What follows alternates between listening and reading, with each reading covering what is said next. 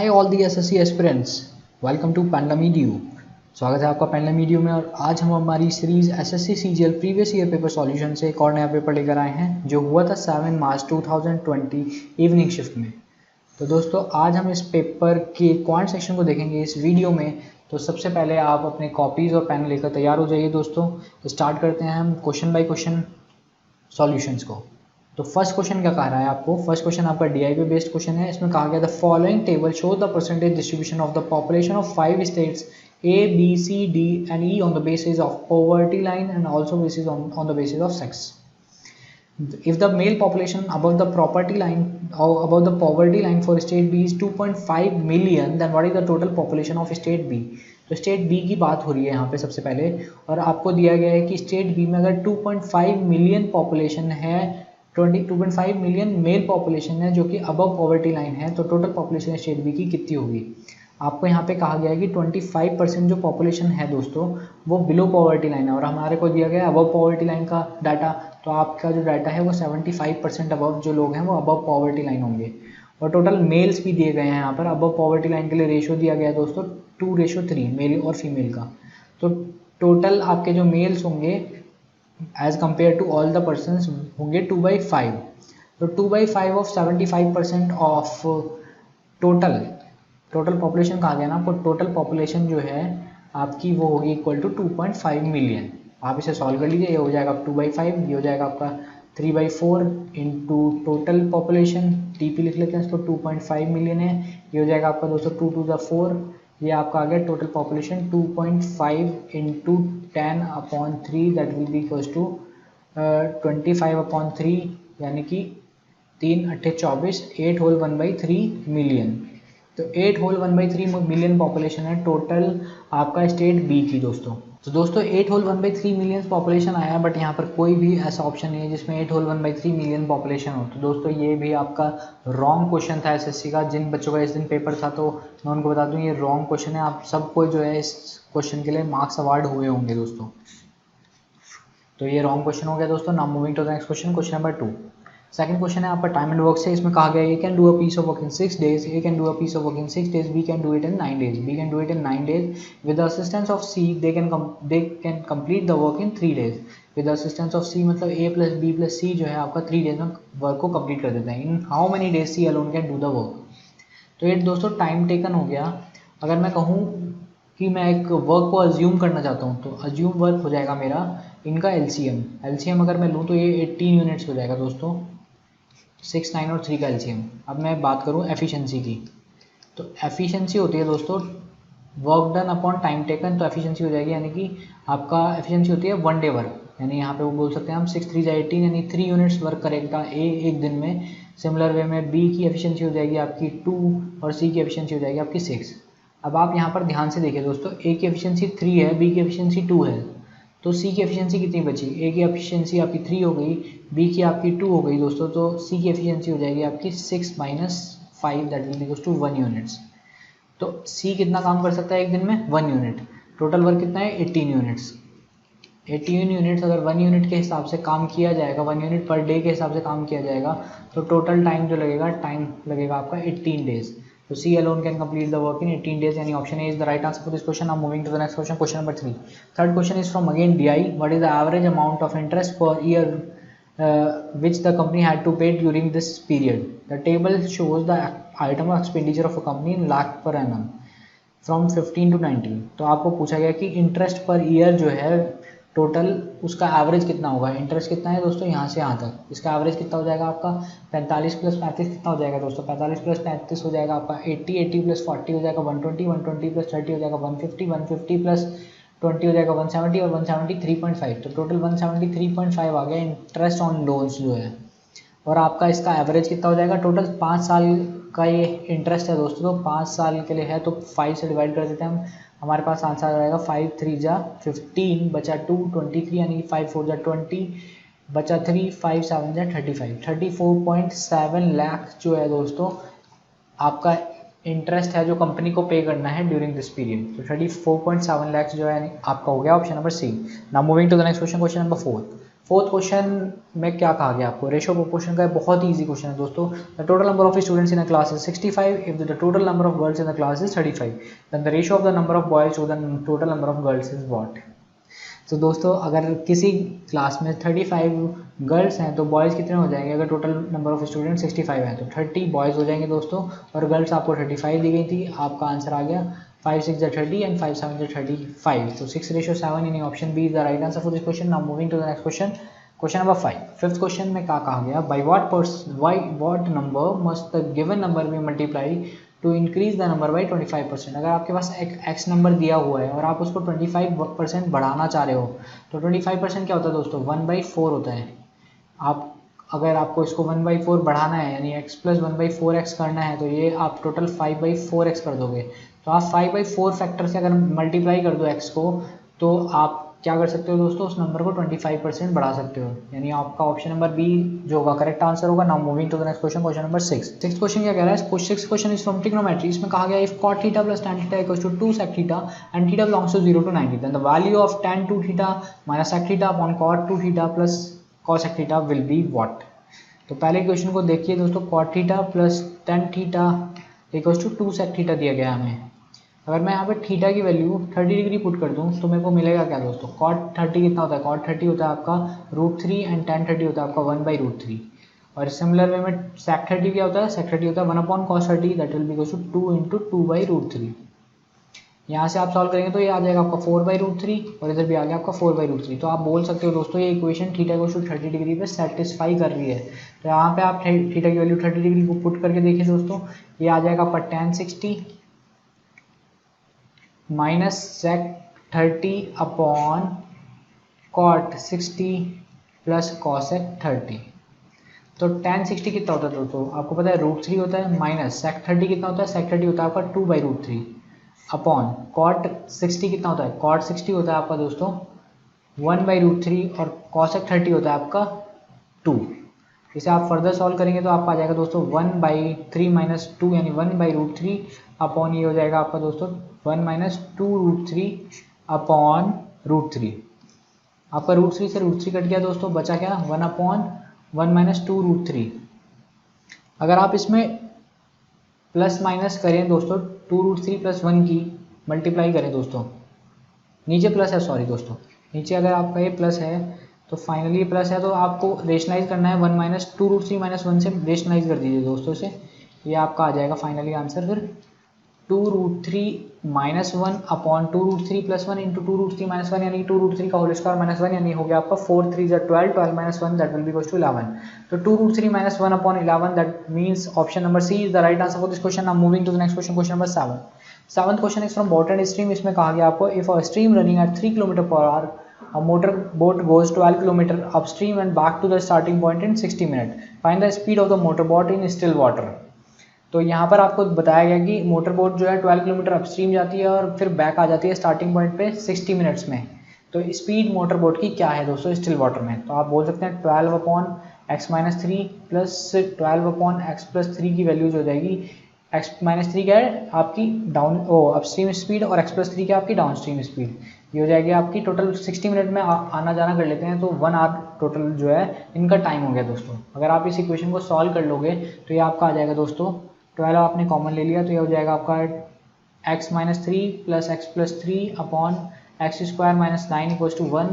3 से 3 कट गया आपका 2x बचा यानी कि 24x equals to x² minus 9। आप इसको सॉल्व कर लीजिए दोस्तों, x² minus 24x minus 9 equals to 0। इसमें हम श्री धनाचार्य फॉर्मूला लगाते हैं x equals to minus B यानी कि 24 plus minus under root of b² 24 का स्क्वायर कितना होता है दोस्तों 576 माइनस 4ac यानी कि प्लस 4 9 36 क्योंकि वो माइनस का है, माइनस माइनस प्लस हो जाएगा 4 9 36 अपॉन 2a यानी कि 2। अगर आप इसको सॉल्व करेंगे तो 24 प्लस माइनस ये हो गया दोस्तों आपका 576 प्लस 36 कितना हो जाएगा 6 और 6 12 कैरी ओवर 1 7 3 10 और 1 11 की 1 हासिल लगी 1 612 अपॉन 2।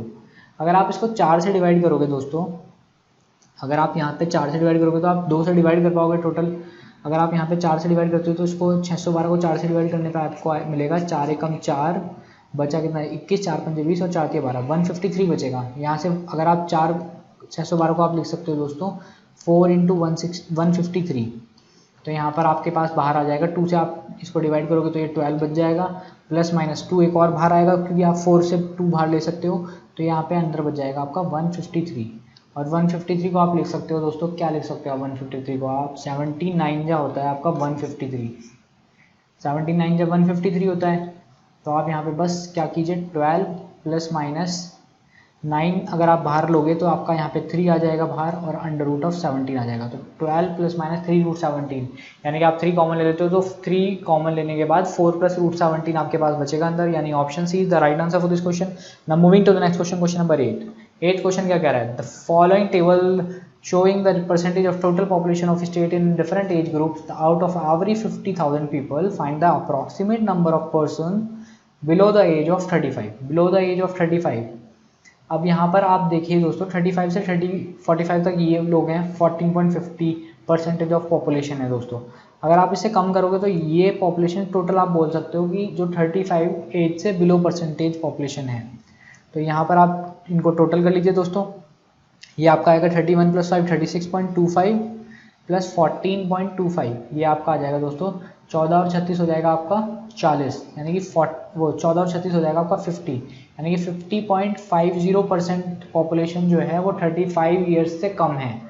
तो आपको बताना है कि नंबर ऑफ पीपल्स के टर्म्स में कितनी कम होगी दोस्तों, कितनी है पॉपुलेशन एक्चुअली में, 50.50 अपॉन 100 इंटू 50,000, 100 से 100 करिए आपका दोस्तों, बचा कितना, ये आपका पॉइंट और एक और हटा लीजिए, 00, 20 से ये 20 खत्म हो गए, बचा गया 5 इंटू 5050, ये आपका आ जाएगा दोस्तों 55 25 की 5 हासिल लगी 2 और 5 5 से 25, तो 25250।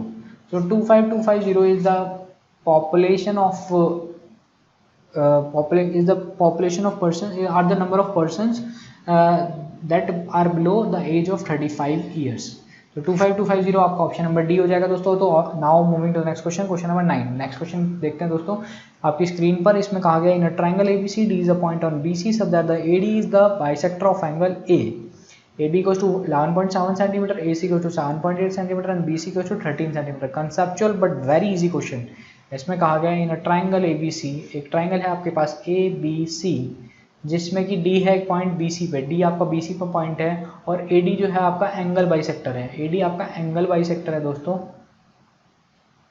एंगल A का। अब आपको AB दिया है 11.7 सेंटीमीटर, AC दिया है आपको 7.8 सेंटीमीटर और BC दिया है आपको 13 सेंटीमीटर। आपको बताना है DC की वैल्यू कितनी होगी। तो मैं ऑलरेडी बताया आपको दोस्तों, कभी भी आपको एंगल बाइसेक्टर दिया जाए तो एंगल बाइसेक्टर्स जो एंगल्स बन रहे हैं उनके सामने की साइड से यानी BD और DC जो है किस रेशियो में डिवाइड होंगी, BD और DC का रेशियो जो होगा हमेशा AB रेशियो AC हो जाएगा। तो यहाँ पे आपका 11.7 रेशियो 7.8 हो जाएगा दोस्तों। तो आप यहाँ पर बोल सकते हो कि DC की वैल्यू क्या हो जाएगी, DC की वैल्यू हो जाएगी आपकी 7.8 अपॉन 11.7 प्लस 7.8 इंटू 13, ये आपका आ गया दोस्तों 7.8 इंटू 13 अपॉन 11.7 प्लस 7.8 कितना हो जाएगा आपका 8 7 15, कैरी ओवर 1, 11 और 1 12, 12 और 7 19, 19.5। अगर आप इसको डिवाइड करने की कोशिश करते हैं दोस्तों तो ये आपका आ जाएगा 13 पंजे 65 और 13 छः 78, यानी कि इस पॉइंट से तो पहले पॉइंट हटा लीजिए आप 13 छः 78 और आप 13 से अगेन डिवाइड करेंगे तो 13 कम 13 और 13 पंजे 65, तो ये आपका आ गया दोस्तों 6 इंटू 13 अपॉन 15, ये हो गया आपका 13 पंजे 65 और 13 छः 78, 78 अपॉन 15, तो ये आपका आ जाएगा दोस्तों 15 पंजे 75 और 15 दूनी 30, तो 5.2 सेंटीमीटर जो है DC की वैल्यू हो गई दोस्तों। जो DC की वैल्यू हो गई आपकी 5.2 सेंटीमीटर, यानी ऑप्शन सी। तो option C is the right answer for this question. Now moving to the next question, question number 10। तो क्वेश्चन नंबर 10 कह रहा है आपको the average score in mathematics of 90 students of section A and B together is 49. The number of the students in A was 25% more than that of B, and that the average of the students in B was 20% higher than that of the students in A. What is the average score of the students in A? तो average score mathematics में 90 students का आपका है, section A और B अगर आप दोनों को मिला लो तो आपका 49 है। अब आपको कहा गया कि number of students in A was 25% more than that of B। 25% का मतलब क्या होता है दोस्तों, 1/4 होता है, यानी कि अगर सेक्शन B में सेक्शन A और सेक्शन B की बात करें, सेक्शन B में अगर 4 स्टूडेंट्स हैं तो सेक्शन A में हो जाएंगे 5। And the average score of the students in B was 20% higher than that of the students in A. 20% का मतलब होता है दोस्तों 1/5, यानी कि आप बोल सकते हैं कि अगर ए स्टूडेंट्स वाले जो हैं उनका एवरेज स्कोर 5 है, तो आपका स्टूडेंट्स सेक्शन बी में जो हैं उनका एवरेज स्कोर हो जाएगा 20% हायर, यानी कि 6। अब आपको पूछा गया कि what is the average score of students in section ए। तो यहाँ पर आप बोल सकते हो दोस्तों 5 5 जा 25 और 4 6 जा 24। तो टोटल जो सम हो गया, सम ऑफ मार्क्स हो गया, ये 25 यूनिट्स हो गया और ये 24 यूनिट्स हो गया, क्योंकि हमने यहाँ पे एग्जैक्ट नंबर्स नहीं लिया है पीपल का और ना ही हमने एग्जैक्ट मार्क्स लिए हैं। तो आप बोल सकते हैं 4 यूनिट और 25 यूनिट जो है यहाँ पे टोटल मार्क्स हो गए। तो आप बोल सकते हो 49 यूनिट्स अगर टोटल मार्क्स हैं, और यानी कि सेक्शन ए और सेक्शन बी के जो कि आपको दिए गए हैं 49 एवरेज मार्क्स दिए गए हैं, यानी कि ये हो जाएगा 49 इंटू 90। सही बात दोस्तों, 90 नहीं, सॉरी दोस्तों 49 इंटू, आपको इसकी जरूरत ही है 90, ऊपर वाला जो पार्ट है ना इसको भूल जाओ अभी। सिर्फ आपको ये देखना है कि 25% यानी कि 5 स्टूडेंट आपके सेक्शन ए में है, 4 स्टूडेंट सेक्शन बी में है, और सेक्शन ए के जो एवरेज मार्क्स हैं वो 5 हैं और सेक्शन बी के एवरेज मार्क्स जो है वो 6 हैं। तो 25 यूनिट्स आपके सेक्शन ए के मार्क्स आ गए और 24 यूनिट्स आपके सेक्शन बी के मार्क्स आ गए। टोटल 49 यूनिट्स मार्क्स आ गए हैं, और जो कि आपको एक्चुअली में दिया गया था कि एवरेज 49 है सेक्शन ए और बी का मिला के। तो सेक्शन ए और बी में मिला के कितने स्टूडेंट्स हैं, 9 स्टूडेंट्स हैं, तो इंटू 9 कर देंगे हम। तो आप बोल सकते हैं 1 यूनिट की वैल्यू हो गई आपकी 9। 1 यूनिट की वैल्यू अगर 9 हो गई है दोस्तों, तो आप बोल सकते हैं कि average score of student in A, average score of student in A कितना था दोस्तों, 5 यूनिट्स। यहाँ पे 5 यूनिट्स है ना दोस्तों, तो 5 इंटू 9 की वैल्यू हो जाएगी आपकी 45। तो 45 is the average of students in section A, यानी option A is the right answer for this question. Moving to the next question, question number 11। 11th question क्या कह रहा है? 11th क्वेश्चन बहुत अच्छा क्वेश्चन है दोस्तों, और आपका बहुत टाइम वेस्ट कर देगा, क्योंकि है देखने में 2 लाइन का क्वेश्चन, बट आपको लिटरली बहुत ज़्यादा परेशान कर देगा एग्जाम हॉल में, क्योंकि कैलकुलेटिव बहुत है एक तो, और आपको वैल्यूज़ भी ऐसा नहीं है कि बहुत ही ज़्यादा क्लोज दे दी गई हैं, मतलब 2 रुपये और 1.75 रुपये, 2.50 रुपये, तो इस टाइप से दिया गया है दोस्तों। तो क्वेश्चन पहले तो पढ़ते हैं हम। A man sold 2 gifts at ₹30 each. On one gift he gained 18% and on the other gift he lost 18%. What is overall gain/loss in rupees कहा गया है, not in percentage। अगर आपको कभी भी कहा जाए दोस्तों कि सेलिंग प्राइस सेम है, अगर किसी भी 2 ऑब्जेक्ट्स का सेलिंग प्राइस सेम है और उन पे X% का गेन हो रहा है और X% का लॉस हो रहा है, तो आप बोल सकते हैं कि जो ओवरऑल होगा, ओवरऑल परसेंटेज होगा वो लॉस होगा, ओवरऑल लॉस परसेंट होगा, और कितना होगा, x²/100 होगा दोस्तों। x कितना है, 18 है, तो 18 का स्क्वायर हो जाएगा आपका 324/100, यानी कि 3.24% का एक्चुअली में आपको ओवरऑल लॉस होगा। 3.24% का अगर आपको लॉस होता है दोस्तों, तो आप बोल सकते हैं कि total cost price, let's suppose total cost price मैं मान लेता हूँ दोस्तों ₹A था, तो आप बोल सकते हो कि 10 वो लॉस हुआ है दोस्तों, यानी कि 100 माइनस 3.24 करोगे तो आपका आएगा दोस्तों, ये हो जाएगा 100 माइनस 3.24। 10 में से 4 गए 6 बचे, 9 में 2 गए 7 बचे, 10 में से 3 गए वो 9 में 3 गए 6 बचे, और 9 का 9 96.76%, यानी कि 96.76% की वैल्यू जो होगी दोस्तों ऑफ CP की वैल्यू होगी आपकी SP के बराबर, टोटल SP के बराबर। टोटल SP कितना है, 30 ईच से 2 आइटम्स बेचे हैं उसने, यानी कि टोटल SP हो गया आपका 60 रुपीज़। तो आप यहाँ से बोल सकते हो कि जो CP आया है, CP कितना आया होगा, CP आ जाएगा आपका 60/0.9676। ठीक है दोस्तों, अगर आप 0.9676 को थोड़ा सा अप्रॉक्सीमेट कर लो तो आप इसको लिख सकते हो 60/0.96। इसे हम फर्दर सॉल्व करेंगे तो ये आपका आ जाएगा दोस्तों 4 दूनी 8 और 4 चौक 16, और ये आपका आ गया 4 एकम 4, 4 पंजे 20, 1500। देन अगेन आप इसे 4 से डिवाइड कर सकते हैं, ये हो जाएगा आपका दोस्तों 4 6 24, ये हो गया आपका 25 × 15, यानी कि आप इस वैसे ही कर लीजिए 4 या 12, और ये हो गया आपका दोस्तों 30, 4 7 28 और 4 पंजे 20। अब आप इसे 6 से डिवाइड कर दीजिए, 6 6 36, 6 6 36 आ गया, और 15 बचा, तो ये हो गया आपका 6 कम 6, 6 दूनी 12 और 6 पंजे 30, तो 62.5 आ गया दोस्तों, यानी कि आप बोल सकते हो कॉस्ट प्राइस आ गया आपका 62.5। ठीक है दोस्तों। बट आप यहाँ पे ध्यान से देखिए, आपने 0.9676 था यहाँ पे, यानी कि इससे बड़ी वैल्यू थी, आपने इसको थोड़ा छोटा करा है। अगर आप यहाँ पे 0.9676 ही एग्जैक्टली ले लेते तो ये 62.5 की जगह 62 पॉइंट समथिंग आता है दोस्तों, 62.1 62.2 इस टाइप से कुछ आता, पर 62.5 नहीं आने वाला था। आपका कॉस्ट प्राइस ये है, सेलिंग प्राइस आपका 60 रुपीज़ था, तो आप बोल सकते हो दोस्तों अप्रॉक्सीमेट कराया हमने। बट अप्रॉक्सीमेशन में आपको हमेशा याद रहना चाहिए कि दोस्तों आपका अप्रॉक्सीमेशन करा है। यहाँ पर एग्जैक्ट वैल्यू 62.5 आई है, बट 62.5 से एक्चुअली में थोड़ा सा कम होगी वैल्यू।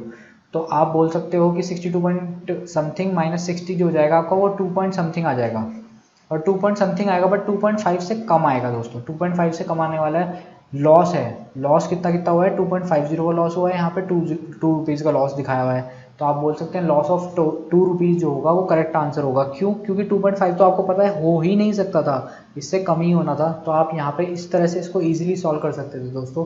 अगर आप बिल्कुल कैलकुलेशन में घुसेंगे तो बहुत ज़्यादा टाइम आपका वेस्ट हो जाएगा इस क्वेश्चन में। चलिए दोस्तों नेक्स्ट क्वेश्चन की तरफ बढ़ते हैं। क्वेश्चन नंबर 12 क्या कह रहा है? क्वेश्चन नंबर 12 कह रहा है, in the given figure a circle is inscribed in triangle PQR touches its sides PQ, QR and RP at point S, T, U and U respectively. If PQ equals to 15, PQ अगर आपका 15 है, QR आपका 10 है, QR अगर 10 है, RP आपका 12 है, तो आपको पूछा गया है कि PS की लेंथ कितनी होगी, PS की लेंथ कितनी होगी, QT की लेंथ कितनी होगी एंड RU की लेंथ कितनी होगी।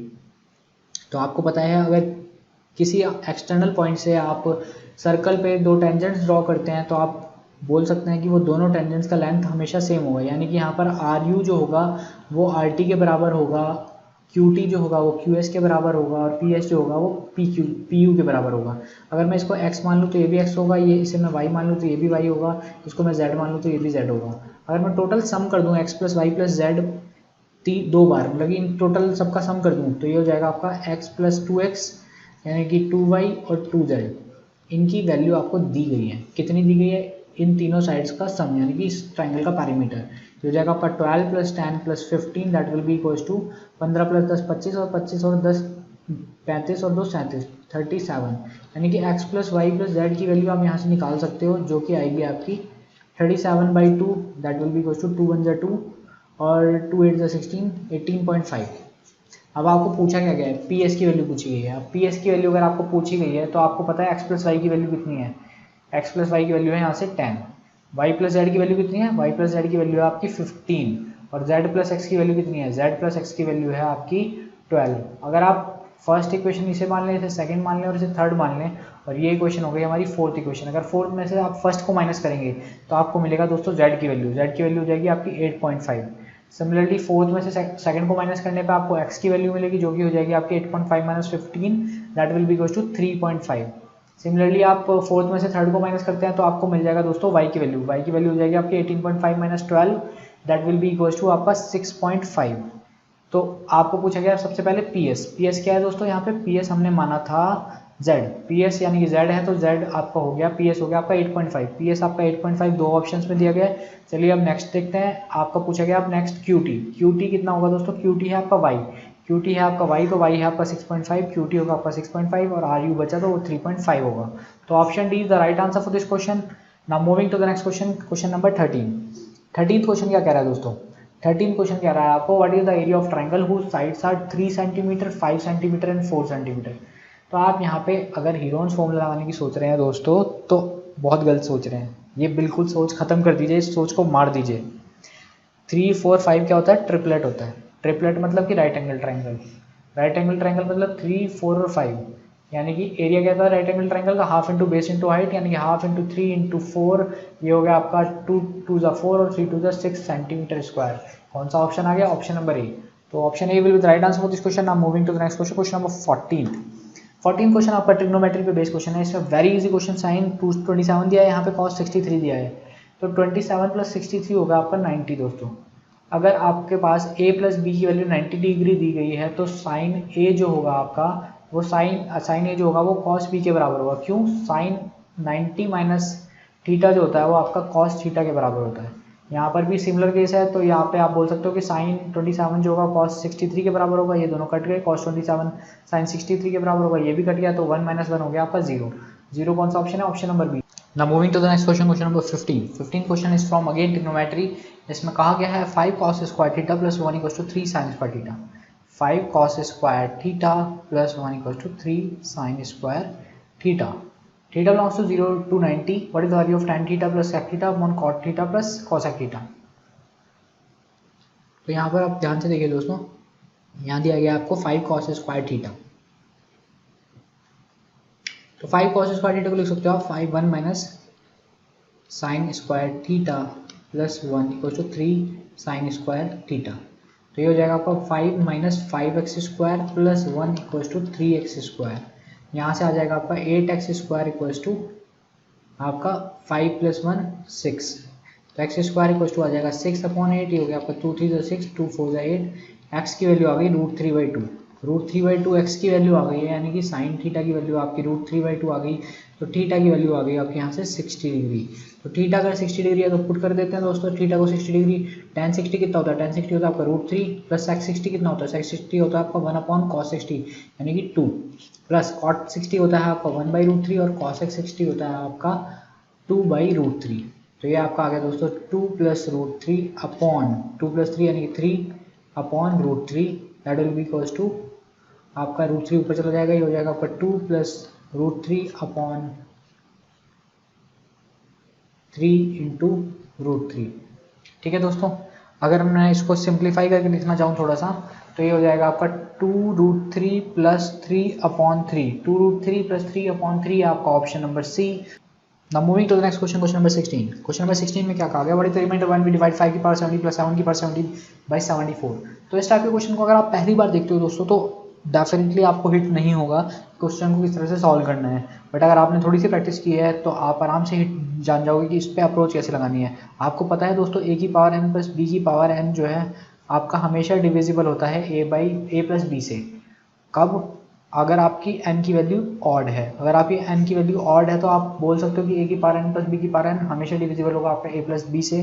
तो यहाँ पर अगर मैं ध्यान से देखूँ ऑड पावर बनाने की n के लिए तो यहाँ पर मैं 5 स्क्वायर की पावर 35 लिख सकता हूँ प्लस 7 स्क्वायर की पावर 70 लिख सकता हूँ. तो यहाँ पर मैं लिख सकता हूँ दोस्तों 25 की पावर 35 प्लस 49 की पावर 70. तो ये डिविजिबल किससे होगा दोस्तों? 25 प्लस 49 से. अगर हम इसको डिवाइड कर दें तो हमें रिमाइंडर मिलेगा दोस्तों, ये दोस्तों 35 होगा, यहाँ पर भी 35 होगा ये. तो अगर आप रिमाइंडर निकालेंगे तो 0 मिलेगा रिमाइंडर. आपको पूछा गया था दोस्तों 25 प्लस 49 क्या होता है दोस्तों? ये होगा आपका 25 की पावर 35 प्लस 49 की पावर 35/74. और आपको यही पूछा गया है कि इसका रिमाइंडर क्या होगा. तो रिमाइंडर होगा दोस्तों 0. यहाँ पे आपका ऑप्शन नंबर बी है. तो option B will be the right answer for this question. Now moving to the next question, question number 17. 17th question क्या है? वेरी इजी क्वेश्चन दोस्तों. 25a² - 9 को फैक्टर करने के लिए कहा है आपको. आपको पता है a² - b² क्या होता है? a - b into a plus b होता है दोस्तों. अगर मैं इसे लिख लूँ 5a का होल स्क्वायर माइनस 3 का होल स्क्वायर तो मैं लिख सकता हूँ 5a - 3 इंटू 5a + 3. ये है आपका ऑप्शन नंबर ए. तो option A will be the right answer for this question. Now moving to the next question, question number 18 question क्या कह रहा है? Find the product of a + b + 2c a² + b² + 4c² - ab - 2bc - 2ca. तो बहुत ही दोस्तों loaded question आ गया और उसमें भी इन्होंने पूछा है कि एकदम एग्जैक्ट इस तरह से ही देखकर आपको बताना है कि क्या आंसर होगा. आप या तो फॉर्मूला देख सकते हो कि यहाँ पर फॉर्मूला दिख रहा होगा आपको दोस्तों कि ये आपका 2c का होल स्क्वायर है. यहाँ पे आपने 2c लिखा हुआ है तो a³ + b³ + 2c का whole cube minus 3ab into 2c हो जाएगा. यानी कि a³ + b³ + c³ मतलब a³ + b³ + 8c³ minus 6abc हो जाएगा. या तो आप इससे डायरेक्टली देख के आपका ऑप्शन नंबर बी लगा सकते हो, मार्क कर सकते हो. अगर आपको इतना तब हिट नहीं करता तो इन क्वेश्चन में आप बहुत ईजिली कर सकते हो दोस्तों. कैसे? बस आपको देखना क्या है दोस्तों, यहाँ पर आप सब वैल्यूज़ को 1 मान लो. a को भी 1 मान लो, b को भी 1 मान लो, c को भी 1 मान लो. अगर आप ऐसा करते हो तो यहाँ पर वैल्यू आ जाएगी दोस्तों आपकी a b c तीनों को 1 अगर आप मान लिया तो ये हो गया आपका 2 + 1 + 1 आपका 4 इंटू ये हो जाएगा आपका 1 + 1 + 4 - 1 - 2 - 2. तो ये आपका आ गया 2 2 4 और 1 5. 4 और 1 5 से पूरा का पूरा कट गया दोस्तों. ये बचा आपका 4. तो आपका प्रोडक्ट आ रहा है 4. अगर सारों को 1 रख रहे हैं हम तो ऑप्शन अगर ए में 1 रखेंगे हम तो ये हो जाएगा 1, ये होगा 1, ये भी 1 होगा और ये होगा आपका 8. तो 8 + 1 यानी कि 10, 10 - 1 क्या होगा दोस्तों, आपका 9 आएगा यहाँ से, जो कि यहाँ पे 4 दिया है तो नहीं होगा ऑप्शन पॉसिबल। ऑप्शन बी में अगर आप चेक करोगे तो 8 + 1 10 हो गया और 10 - 6 आ गया आपका 4। तो यही आपका प्रोडक्ट ऊपर से भी आ रहा था, नीचे भी यही प्रोडक्ट आ गया, तो आप बोल सकते हो ऑप्शन बी होगा आपका करेक्ट आंसर। तो इस तरह से आप कर सकते हैं दोस्तों। कभी भी आप स्टक कर जाते हैं, आपको फॉर्मूला नहीं समझ में आ रहा कि किस टाइप से बन रहा है, तो आप डायरेक्टली जो है वैल्यूज पुट कर दीजिए ABC की कोई भी, और नॉर्मली पुट करने की कोशिश कीजिए, या तो 0 या तो 1। तो चलिए दोस्तों नेक्स्ट क्वेश्चन की तरफ बढ़ते हैं। Question number 19। क्वेश्चन नंबर 19 में क्या कहा गया, the length of each equal side of an isosceles triangle is 15 centimetre and the included angle between those two sides is 90 degree, find the area of the triangle. Okay दोस्तों, अब आपको पता क्या बोला गया है यहाँ पे, आपको बोला गया कि आइसोस्केलस ट्राइंगल और ये बीच में जो एंगल है वो 90 डिग्री है, और ये भी 15 है, ये भी 15 है। तो ये दोस्तों बेस हो जाएगा और ये आपका परपेंडिकुलर हो जाएगा, तो half into base into perpendicular ही तो एरिया होता है, यानी कि 225/2 will be 225/2 centimetre square will be the area of that isosceles triangle, यानी कि आपका आंसर है option number A. So option A will be the right answer for this question. तो चलिए दोस्तों नेक्स्ट क्वेश्चन को देखते हैं। क्वेश्चन नंबर 20th क्वेश्चन क्या कह रहे हैं, a की पावर 4 + 1 a की पावर 4 की वैल्यू दी गई है आपको 50 और a > 0 है। आपको पूछा गया a³ + 1/a³ की वैल्यू क्या होगी। तो आप निकाल सकते हैं इजीली। अगर आपको a + 1/a की वैल्यू मिल जाए तो आप a³ + 1/a³ की वैल्यू इजीली बता सकते हो। तो यहाँ पर आप ध्यान से देखिए, a की पावर 4 + 1/a की पावर 4 की वैल्यू 50 दी गई है। तो यहाँ से अगर आप देखेंगे तो a² + 1/a² की वैल्यू आपकी यहाँ से आ जाएगी दोस्तों, ये हो जाएगी आपकी a² + 1/a² will be equals to, इसका होल स्क्वायर आप करोगे तो ये हो जाएगा आपका a² + a की पावर 4 + 1/a की पावर 4 + 2, यानी कि 50 + 2 that will be equals to 52 का अंडर रूट। ये हो जाएगी दोस्तों a² + 1/a² की वैल्यू, अंडर रूट ऑफ 52। तो ये आपका a² + 1/a² आ गया। अगर आप a + 1/a निकालना चाहें तो ये हो जाएगा आपका अंडर रूट ऑफ, ये तो 52 तो था ही, अंडर रूट 52 प्लस आप 2 और कर लीजिए दोस्तों, तो यहाँ से आ जाएगा आपका 13 चौक 52 हो गए, तो अंडर रूट ऑफ 2√13 + 2 आपका a + 1/a की वैल्यू आ गई। अगर आपको a + 1/a की वैल्यू दी गई हो, a + 1/a की वैल्यू k दी गई हो, तो आप बोल सकते हो a³ + 1/a³ की वैल्यू होगी आपकी k³ - 3k। बिल्कुल दोस्तों, k³ - 3 की वैल्यू होने वाली है, तो आप यहाँ से a³ + 1/a³ की वैल्यू डायरेक्टली निकाल सकते हो। ये है आपका वैल्यू k की, तो k³ क्या होगा, इसका क्यूब हो जाएगा। अगर आप इसका क्यूब करोगे तो एक बार अगर आप स्क्वायर पार्ट हटाओगे तो इसका अंडर रूट हट जाएगा और एक आपका अंडर रूट के साथ साथ में आ जाएगा। तो इसको मैं लिख सकता हूँ 2√13 + 2 इंटू रूट ऑफ 2√13 + 2 और -3k करेंगे तो आप -3 इंटू रूट ऑफ 2√13 + 2। अगर आप इसे फर्दर सॉल्व करेंगे, आप इस पार्ट को कॉमन ले लीजिए, तो 2√13 + 2 को मैंने कॉमन ले लिया, 2√13 + 2 नहीं दोस्तों, ये है आपका अंडर रूट ऑफ 2√13 + 2 को अगर आप कॉमन लेंगे तो आपके पास बचेगा ये पार्ट, यानी कि 2√13 + 2 माइनस बचेगा आपका 3। तो ये 3 से 2 को हटाओगे तो आप बचेगा आपके पास -1, यानी कि आपका फाइनल आंसर आ गया दोस्तों 2√13 + 2, इसका अंडर रूट होल का अंडर रूट इंटू 2√13 - 1। ये आपका कौन सा ऑप्शन है दोस्तों, ध्यान से चेक कीजिए।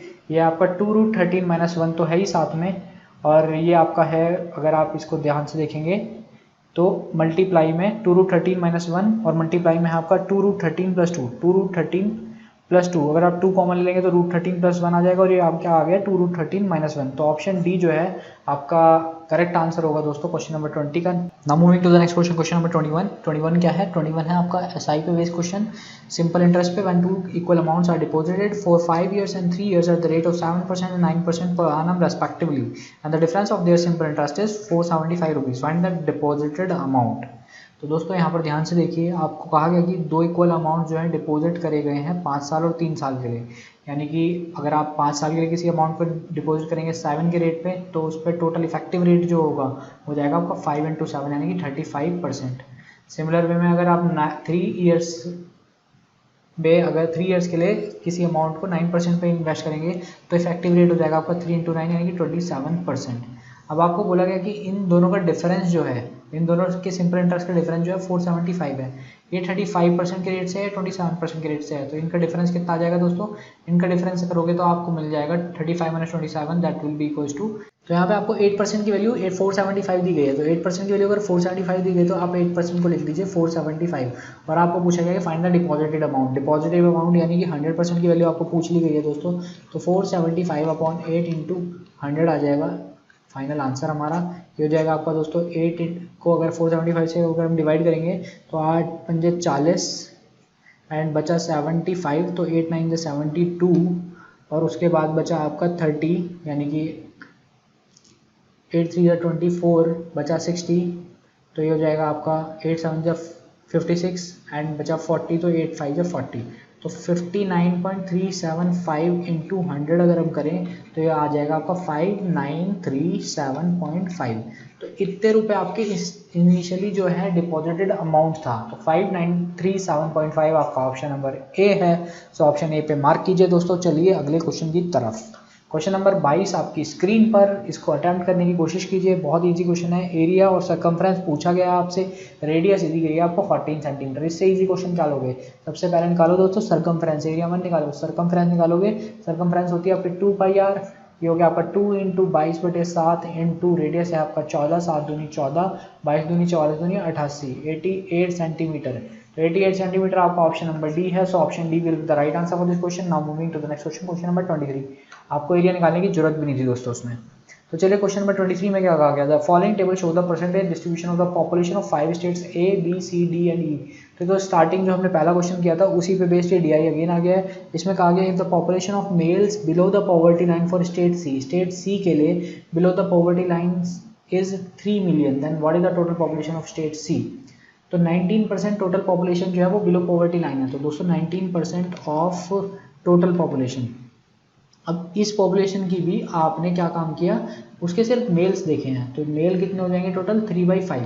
तो 3/5 ऑफ 19% ऑफ टोटल पॉपुलेशन जो है आपको 3 मिलियन दिया गया, आपको टोटल पॉपुलेशन बताने की कितनी होगी। तो टोटल पॉपुलेशन हो जाएगी आपकी दोस्तों, ये हो जाएगी आपकी 3 × 5, ये 19% है तो इसको अपॉन 100 कर लेते हैं। 3 × 5 × 100 अपॉन 3 × 19, 3 से 3 कट गया आपका 500/19 बच गया दोस्तों। अब आप इसे सॉल्व कर लीजिए, ये हो जाएगा आपका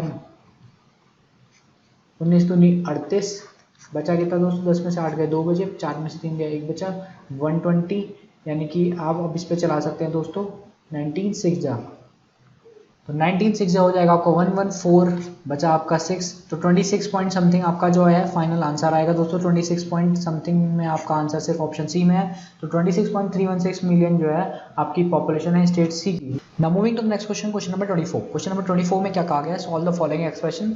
ये आपको एक्सप्रेशन दिया गया है दोस्तों, आप ध्यान से देखिए ऑप्शंस। अगर आप सोच रहे हैं इसको आप अप्रॉक्सीमेशन से कर लेंगे तो ऑप्शन देखिए कितने क्लोज हैं, 4.0871, 4.0872, 7.711, और 7.7112। तो आपको यहाँ पे बड़े ध्यान से करना होगा कैलकुलेट दोस्तों। यहाँ पर अगर आप ध्यान से देखें तो 5.6 minus 2 plus 0.6 of 2.1 minus 2.6 into 1.12 दिया गया है। ठीक है दोस्तों, अगर आपको एक भी स्टेप नहीं मिस करना है और आपको पूरी कैलकुलेशन भी करनी पड़ेगी। तो यहाँ पर अगर आप कैलकुलेट करें सबसे पहले ब्रैकेट में, तो 26 दूनी 52, कैरी ओवर आपका आ गया है 26 दूनी 52, कैरी ओवर 5 आ गया, 26 से कम 26 5 31, कैरी ओवर 3, 26 से कम 26 3 29, यानी कि 2.912 और 2.1 माइनस 2.912 ऑफ 0.6 का आ गया यहाँ पे। तो ये आपका आ जाएगा दोस्तों अंदर माइनस 0.812 और बाहर है 0.6 ऑफ, तो ये 0.6 ये ऑफ माइनस 8.812 अगर आप करोगे तो ये आपका आ जाएगा दोस्तों 6 दूनी 12, यहाँ से लगी 1 6 कम 6 और 1 7, 6 48, यानी कि 0.4872। तो 2 माइनस 0.4872 अगर आप करते हो तो आपको क्या मिलेगा दोस्तों? लास्ट यूनिट डिजिट मिलेगी आपको 8। बिल्कुल सही बात है, 2.00000 होगा तो 10 में से 2 हो जाएंगे तो 8 बचेगा, लास्ट यूनिट डिजिट 8 बचेगी। और यहाँ पर आपका 5.6 माइनस, अगर कोई यहाँ पर आपकी टर्म है पॉइंट में और ये आपके कुछ टर्म्स हैं, लास्ट में अगर 8 है और यहाँ पर 5.6000 है, आप 10 में से 8 को अगर अगेन माइनस करोगे तो लास्ट यूनिट डिजिट बचेगी आपके पास 2, और ये 2 माइनस 0.48 करोगे तो आप 1.5 के अराउंड आपको पास बचेगा, और 5.5 में से अगर आप 1.5 माइनस करोगे तो 4 पॉइंट समथिंग आपके पास आंसर आएगा। तो आप बोल सकते हो यूनिट डिजिट तो 2 हो और 4 पॉइंट समथिंग के आसपास आपका आंसर आ रहा हो, तो ऑप्शन बी ही एक ऑप्शन है जो कि आपका सेटिस्फाई करेगा इस इक्वेशन के आंसर को। चलिए दोस्तों लास्ट क्वेश्चन की तरफ बढ़ते हैं इस वीडियो की, जो आपका वीडियो एनालिसिस चल रहा है 7 मार्च इवनिंग शिफ्ट का। तो यहाँ पर 25th क्वेश्चन में कहा गया a trader marks is good at 60% about the cost price and allows a discount of 25%, what is this gain percent. तो वेरी इजी क्वेश्चन दोस्तों, आपको लगाना क्या है, MP upon CP equals to 100 plus minus profit slash loss percent upon 100 minus discount percent. MP कितना है आपका 60% above cost price है, तो ये 160 हो गया, अगर CP 100 है तो ये हो जाएगा आपका 100 plus minus profit slash loss percent upon 25%। 100 minus 25 कितना हो जाएगा दोस्तों 75%। अगर आप इसको सॉल्व करते हैं तो हो जाएगा आपका 25 या 75, 25 चौका 100, 4 चौक 16, 40 और 40 इंटू 3 हो गया आपका 120%, 120 ये हो गया आपका 100 ये हो गया plus minus profit slash loss percent. तो प्रॉफिट स्लैश लॉस परसेंट में आपको पता लग गया होगा कि ये 120 और यहाँ पे 100 है, तो आपको प्रॉफिट हुआ है दोस्तों। प्रॉफिट कितना हुआ है 120 माइनस 100 यानी कि 20% का। तो 20% का आपको टोटल प्रॉफिट हुआ है, जो कि आपका ऑप्शन नंबर सी है। तो option C will be the right answer for this question. तो इसी के साथ दोस्तों आपकी ये जो आज की वीडियो थी ये कंप्लीट हो जाती है दोस्तों। सारे के सारे 25 क्वेश्चन हमने आपको यहाँ पर करा दिए हैं। अगर आपको इनमें से किसी भी क्वेश्चन में डाउट है तो आप बेझिझक अपने डाउट को हमारे कमेंट सेक्शन में डाल के पूछ सकते हैं दोस्तों, आपको जवाब दे दिया जाएगा वहाँ पर। अगर आपको ये आज का जो सेशन था वो पसंद आया दोस्तों, तो इसको लाइक करें वीडियो को और ज़्यादा से ज़्यादा शेयर करें अपने फ्रेंड्स के साथ। अगर आप अभी नए हैं हमारे साथ, आप पहली बार जुड़े हैं हमारे साथ और आपने अभी तक हमारे चैनल को सब्सक्राइब नहीं किया है, तो इसको सबसे पहले तो सब्सक्राइब कर लीजिए दोस्तों। और अगर आपको ऐसी ही वीडियोस कंटिन्यूअसली चाहिए और इनके नोटिफिकेशन मिस नहीं करने हैं तो बेल आइकन भी प्रेस कर दीजिएगा दोस्तों। तो मिलते हैं दोस्तों नेक्स्ट वीडियो में, तब तक के लिए आप पढ़ाई करते रहें अच्छे से। And thank you for watching this video.